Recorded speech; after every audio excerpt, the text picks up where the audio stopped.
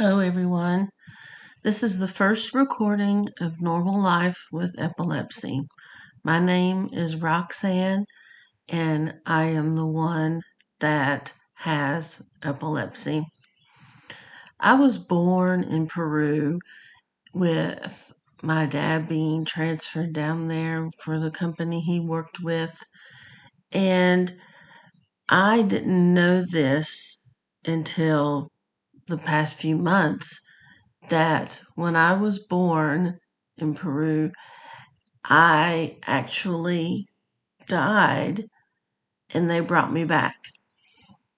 And I didn't know that until now when I'm 51, which is very odd. My mom says, "Oh, I've told you." I said, "No, you haven't."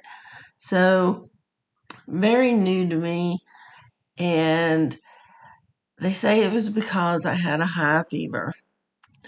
Well, we came back to the States in Texas when I was 2, and I had a seizure. They didn't know why. They put me on phenobarbital, and I was only on it for a couple of years, and they took me off of it right off the bat. I mean, didn't work me off of it, just took me completely off of it, which was very odd. You usually are worked off of a medication, especially since that was a barbiturate. But I was fine for a long time until I was 8. And when I was 8, I was at home. Um, my dad was telling me it's time to go to school, get up and get ready. But I just didn't feel right. It was hard to explain to them, but I felt sick and I just couldn't really move and didn't want to get up. So my dad called my mom and said, "You're going to have to stay with her today because of how she feels. It's just not right." So when my mom came to check on me one time, I didn't respond. And that freaked her out. So, of course, calling 911 and going to the hospital.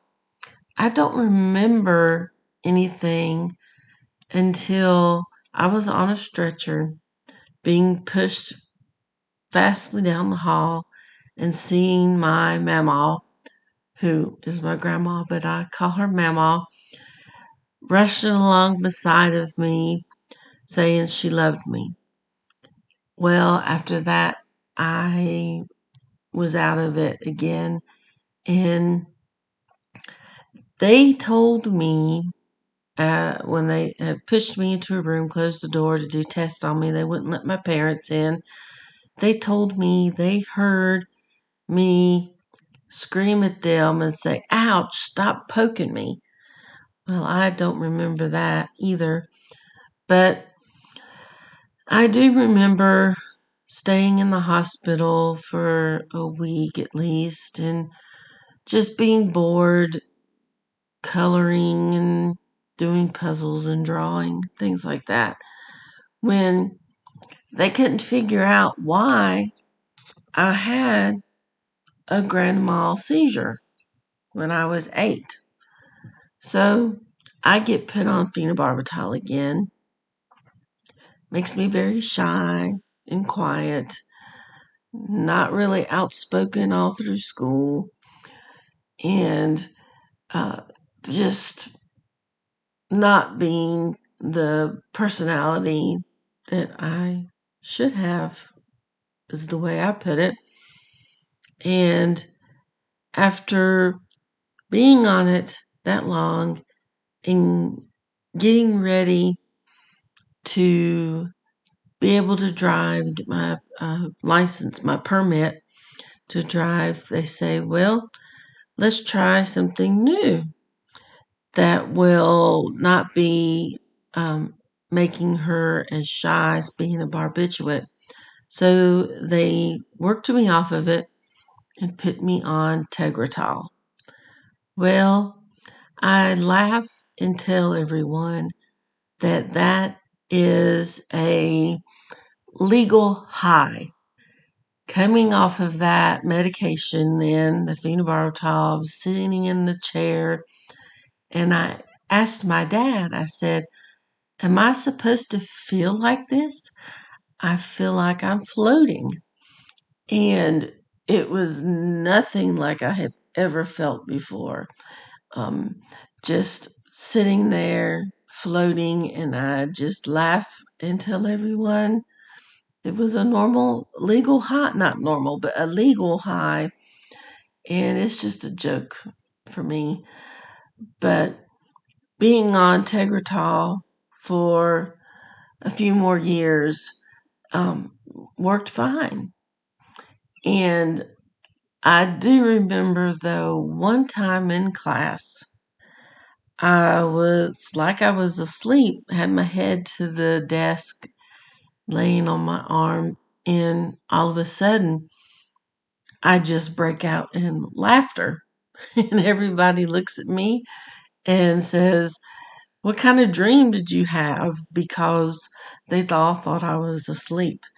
But my mom telling everyone what was wrong before school started, after we met the teachers, they knew that I probably had a seizure. So I didn't get fussed at for doing that. I just got sent like to the nurse's station. And that was the only time that I remember having anything wrong with me in high school. I played the piano, I competed, I played volleyball, and it was just a normal life with epilepsy then. And I didn't mind telling everyone about it when they were my friends in high school. It didn't make me feel odd or like I was that different from everyone, because I acted just like everyone then. So telling them, it didn't bother them. And so I was very lucky with my friends, not making fun of me or anything like that.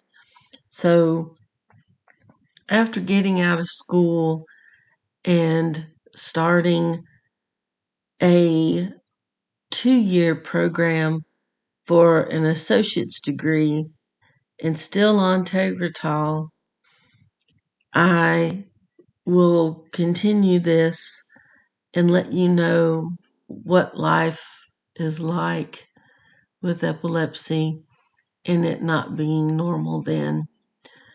I hope this wasn't too boring for everyone, and you will continue to listen and find out what happens while I'm in college getting my associate's degree and then going to work. Thank you, everyone. I hoped you enjoyed this a little bit. Again, it's Normal Life with Epilepsy, and my name is Roxanne. Bye-bye.